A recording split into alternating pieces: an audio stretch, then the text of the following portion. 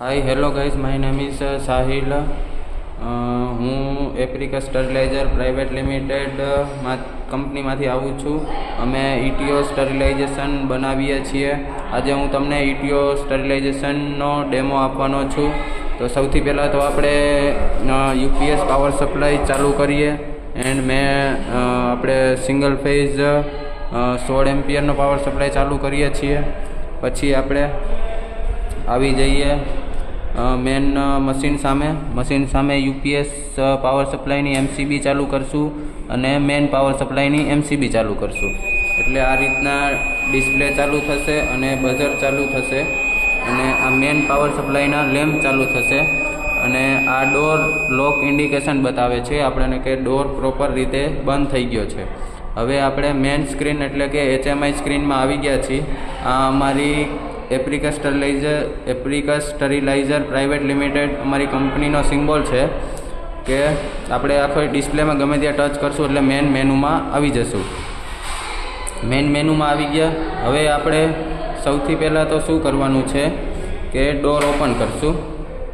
Door open કરવા માટે આ રીતના ખોલશું અને સ્ટ્રેટ એટલે કે સીધું મશીન સામું સીધું રાખશું. રેડી, આ રીતના રાખશું એટલે કે ડોર લોકનું ઇન્ડિકેશન વહી જશે અને આપણી મેન HMI સ્ક્રીન છે તેમાં અલાર્મ આવી જશે કે ડોર ઓપન છે. તો આ રીતના ડોર ઓપન થશે અને આ છે ટ્રેની ETO જે વસ્તુ આપણે મૂકશું તે આ ટ્રોલીમાં મૂકશું. તો ટ્રોલી આપણે બહાર નીકાળી લીધી છે. હવે આપણે ETO કાર્ટ્રેજ કઈ રીતે અંદર બેસાડીશું. પહેલાં તો આ રીતની ઇથેનોલ ઓક્સાઇડ ગેસની કાર્ટ્રેજ આવશે. તેને આપણે આ રીતના ઊંધી રીતના બેસાડશું કે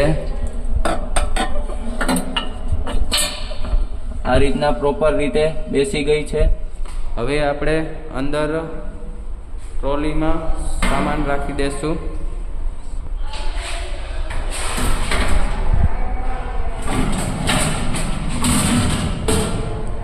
ટ્રોલી મૂકી દીધી છે. હવે આપણે ડોર બંધ કરશું. ડોર કઈ રીતે બંધ કરવાનો છે કે થોડુંક પ્રેસ કરશું અને રાઈટ સાઈડ હેન્ડલને ફેરવશું અને આ રીતના બંધ કરી દઈશું.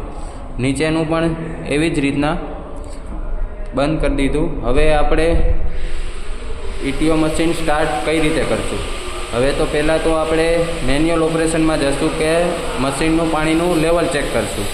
તો લેવલ ચેક કરવા માટે મેન્યુઅલ ઓપરેશનમાં ગયા. બોઇલર વોટર લેવલ હાઈ એટલે ગ્રીન એટલે કે ઓકે છે. અત્યારે હમણાં મેં સાયકલ ચલાવેલી હતી એટલે કે તેમાં પાણી ભરેલું હતું. હવે આપણે પાણી કઈ રીતના ભરવું છે તે શીખીશું. તો સૌથી પહેલાં તો બેક વયા જાય અને આપણે મોડ સિલેક્શનમાં રાખી દઈશું મેન્યુઅલ રાખી દીધું. ત્યારબાદ આપણે મશીનની પાછળ 2 લીટરની આપણે વોટર ટેન્ક આપેલી છે. આ રીતના ઉપરથી ખુલી જશે અને આમાં આપણે બોટલથી પાણી અંદર ભરી દેવાનું છે. કેટલું એટલું એટલે કે અહીંયા મેક્સિમમ પાણીનું ઇન્ડિકેશન આપેલું છે. રેડી. હવે તેમાં આપણે પહેલાં તો પાણીનું લેવલ ચેક કરી લીધું છે.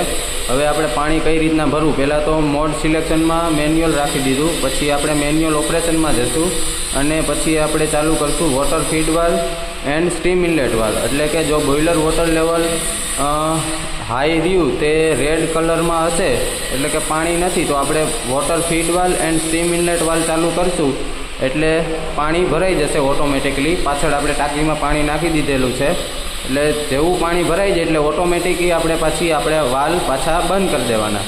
વાલ્વ બંધ કરી દીધા પછી આપણે સાયકલ કરી દેવાની ઓટોમાં અને ઓટોમાં સાયકલ કરીને આપણે રેસીપી સિલેક્શન. તેમાં 2 સાયકલ આવે છે, કોલ્ડ સાયકલ અને વાર્મ સાયકલ. તેમાં આપણે નોર્મલ કોલ્ડ સાયકલ ચલાવતા હોઈએ છીએ. તો આપણે ગ્રીન કોલ્ડ સાયકલ ઉપર ટચ કરશું એટલે કે કોલ્ડ સાયકલ સિલેક્ટ થઈ ગઈ છે. અને આપણે હવે સિલેક્ટ કઈ સાયકલ થઈ તે જોવા માટે મશીન વ્યૂમાં જશું અને કોલ્ડ સાયકલ સિલેક્ટેડ છે. આ મશીનનું આખું મશીન વ્યૂ છે કે મશીન કઈ રીતે શું એમાં ઇન્સ્ટ્રુમેન્ટ છે, ક્યાં લાગેલા છે તે બધું શો કરે છે. રેડી. હવે આપણે આમાંથી બહાર નીકળી જશું અને ફેઝ વેલ્યુ કે કઈ રીતના પ્રોસેસ હાલશે.